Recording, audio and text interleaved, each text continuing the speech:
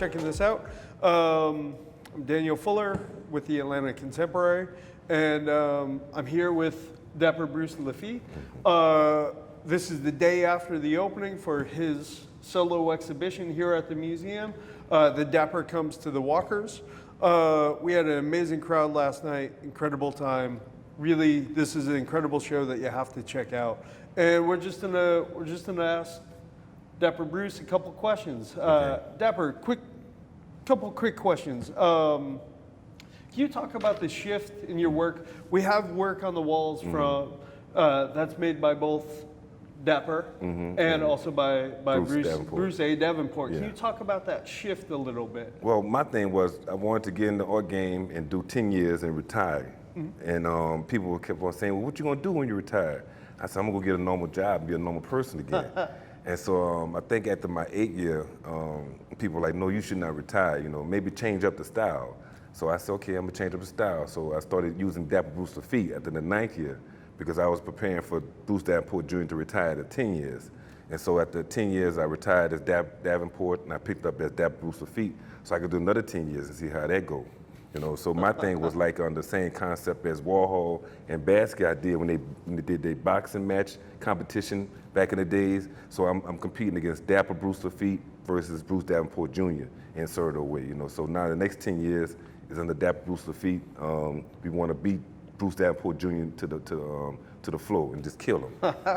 It seems looking at the Dapper drawings, they seem a little like the Bruce drawings are confident, but the Dapper drawings seem a little more, you know, going from like the game has changed to the game is mine, what's written up in the corners, you know. Is Dapper a little cockier, a little more he's more of an ego type of person. Yeah. He's trying to get the revenge on the people who did Bruce Davenport Jr. wrong.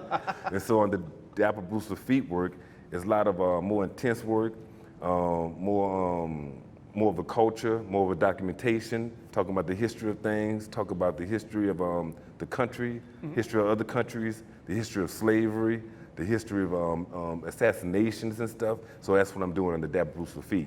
Under Davenport, it was like I had some kind of hook on me, you know. I was only to do the certain things about New Orleans and to make a career out of it. And so I made a career out of it. So now, as Dapper Bruce LaFitte, I'm going to do other things, you know. More world history, U.S. history, and everybody history, you know. So my thing now is to do more documentation on history matters, you know. After Katrina, people was hurting and suffering, so I didn't want to hit them with the death of people, the death of presidents and stuff. So I came out with the marching bands, held that territory down for a while, and so I decided to get on a new thing. And speaking of the marching bands, just wrapping around this gallery, there's 38 marching bands, 38 high schools and junior highs that wrap all around us like a procession or like a parade, you know, the way that, like a competition, like, you know, band after band after band. And I was wondering, you grew up, we talked before about you grew up a football player. Yeah. I'm wondering how you shifted from being a football player. I know you're still interested in football, but your interest in the marching band and sort of the pageantry of it, how vibrant the colors are, how you got into drawing the marching bands. Well, I remember as a kid, maybe 6, 7 years old, going to the Mardi Gras in New Orleans, and you see the marching bands.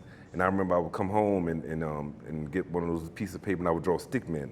And I'd take it to my grandma, she'd say, well, baby, you gotta do more to that. So I'll go back and draw more to it and she'll look at it, she said, okay, that's better. It was like the marching bands were saviors to those kids. And so you had to pay homage to them because, hey, they were doing something positive. I could never sit up here and say the bands did nothing for me. What it did, you know, I never participated in it, but the love for it.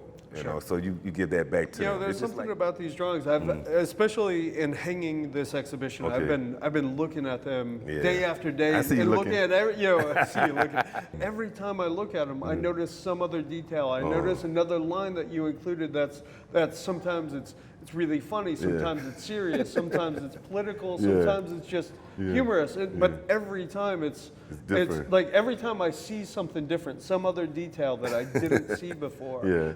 You know, I guess I'm just sort of wondering about them as being these like visual diaries for you. Well, some of them, some of the work, I put stories in my life in the work. Then I put stories of other people's lives in the work. My thing is, if you don't like the art, maybe you like the things around the art that kept your attention.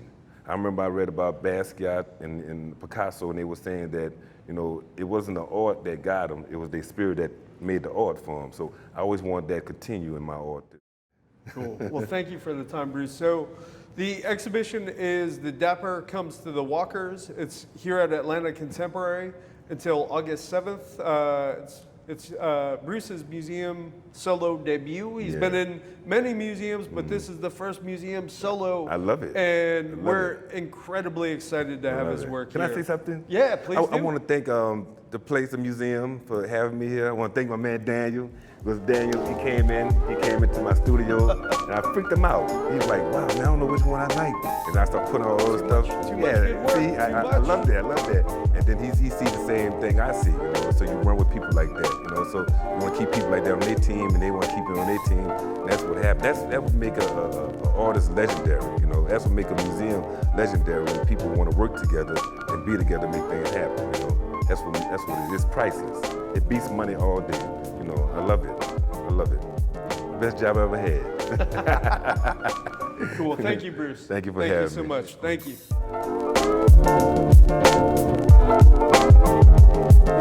you.